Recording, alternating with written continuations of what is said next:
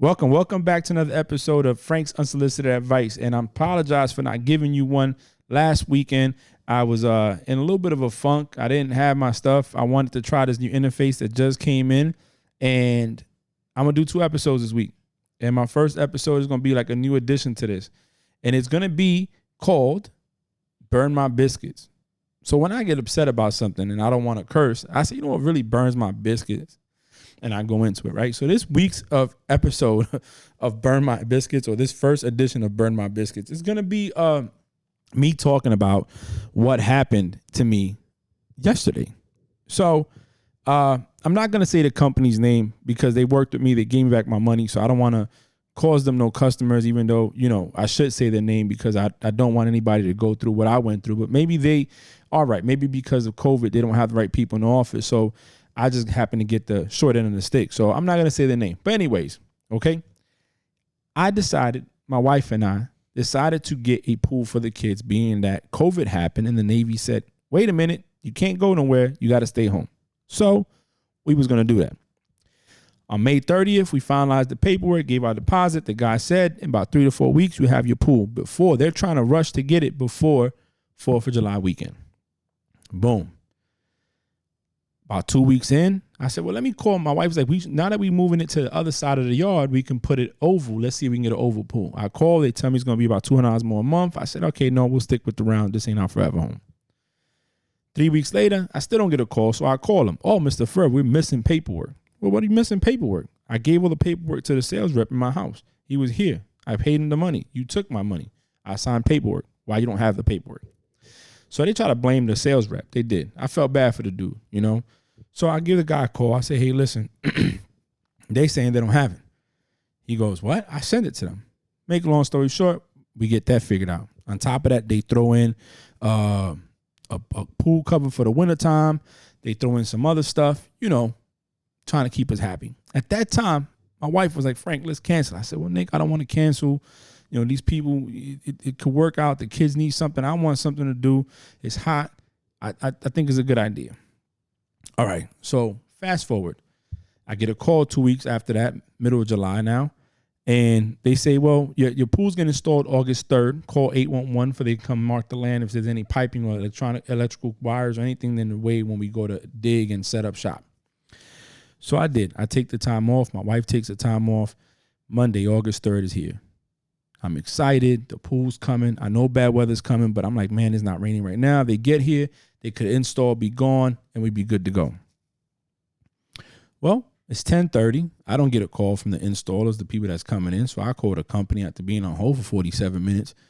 I still don't got nobody on the phone. So I tell my wife, hey, call from your phone and let's get somebody else in here. And she tries to, you know, she does get through. She goes through the sales department. Well, they're like, oh, well, the install is supposed to be for the 11th. And I say, well, that's not accurate because on the 11th, that's not even a thing. They didn't tell me that. So it turns out that what happened was they decided to cancel the install without telling me because of the bad weather that was coming. And I get it. Listen, I understand. Weather's coming, but you don't wait till the day of install to call the customer and say, hey, sir, we're not installing today. You should have called me Friday, Saturday and said, hey, we're not coming on Monday. So don't take time off. We're going to move out to the 11th. And I probably would have still kept the pool by then because at least you're working with me. It's called customer service, you know? Well, they don't. So now I'm on the phone. Mind you, I started at 10:30 with these people. I didn't get off the phone. Well, I didn't get done with them until 5:30 p.m. for you non-military folks. And the whole time I'm going back and forth. There's one guy tried to strong arm me. He did. And I wasn't having it. He tried to insult my intelligence. Now, you know, I had to remind him, you're not talking to a slouch and you're not going to play me like that. Like, I know what the contract says, but who's breaching a contract here is not me, is the company. Who's breaching a contract at this very point in time is that company. Well, we're not. We have 128 days to install the pool. Okay. But I was told by your sales rep that you have it installed before 4th of July. 4th of July came and went. I got another call mid-July saying it was going to install August 3rd. August 3rd is here and still no pool. So who is breaching contract now? Who is breaking the agreement? It's not the customer. I'm not saying I don't want the pool no more because I can't afford it or I had to change of heart or I have buyer's remorse. No, I'm saying I don't want no more because you guys suck and you can't communicate right. And of course, they start bringing out the resume. We've been doing this for 38 years. We pride ourselves on customer service. Okay. Well, this 39th year of business with this customer this year, your customer service sucks. Well, we due to COVID-19 and we've been having to hire people through a temp agency and we've been trying to just get different people in here and it's not the normal people. Okay, sir, I get that. But COVID-19 is not only affecting you, it's affecting the entire world. It's a pandemic. It's affecting the military. It's affecting the Fortune 500 companies, the educational system. This is not something new. And it doesn't stop working. It continues to work and continue to run because we've adapted and overcome, right? Well, I'm sticking to the contract, sir. Okay, well, you're one person. There's somebody above, and let me speak to them. So now that was one guy. Finally they tell me they're going to call me back in an hour and 15 minutes. They don't call me back in an hour and 15 minutes. So now I'm getting bothered. It's burning my biscuits even more because now I have to call you up. I'm the customer and I'm following up with you. When you're the business, you should be following up on me. Well, finally, my wife gets involved because I have a headache. I don't want to deal with them. And the guy she's talking to, they get nowhere. But when she passes me the phone hangs up. Now I got to call these people back up. And it took me about another 30 minutes to get somebody on the line. Well, I say all that to say this, that by the time I was done with that gentleman, I should say, because he was better. And I think that if I would have spoke to him sooner, I probably would have had the pool a long time ago. But I didn't get a hold of this person sooner. And like I told him, unfortunately for us, we didn't meet so we could do business. Because I really wanted the pool. I still want the pool. I just don't want to do business with them. And,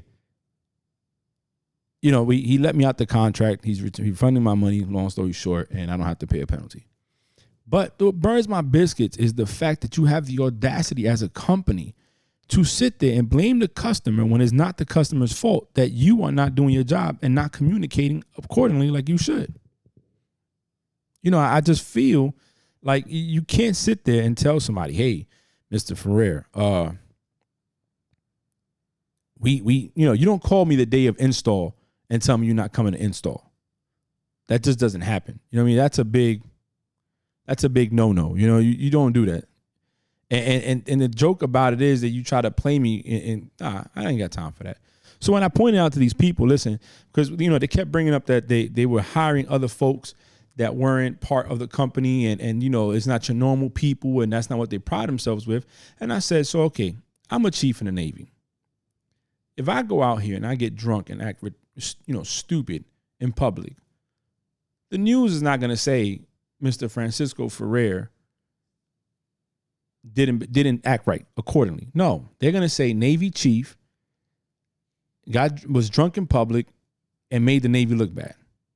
So those people represent your country. I mean, your company, sir. So therefore, if they give bad, bogus information, you're giving bad, bogus information. Isn't that correct? And you know what I got? I got this.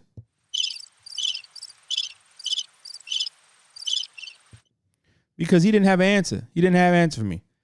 None of them did. When I would throw that back at them, this is all I got. Why? Because they didn't have anything to say in return. And that burns my biscuits when people don't hold themselves in a professional manner. They don't handle themselves like they should. They don't do the things that they should be doing to ensure that we, as a customer, are good. And I feel that if at the end of the day, you're not doing your part, you're not holding up your end of the bargain, I can cut ties because we're no longer on the same page. That clear, complete mutual understanding that we had moving forward in our business is not there no more. And that's what I did when I was in recruiting as well. I would never tell an applicant something that I couldn't guarantee or promise or that wasn't true. Why? Because I got to see these people again. And I've seen many of the people that I put in the Navy after the fact I put them in. And I'm glad I'm still walking because I did the job right. If I was a grimy recruiter when I was out there, I would be probably dead right now. I was probably with him with a car because you're playing with people's lives. I was looking forward to this with my kids to be able to do something. I'm on lockdown. I can't go nowhere. I can't even go to the mall. So that burns my biscuit. That's my edition of Burn My Biscuits. I didn't get the pool. It's still hot.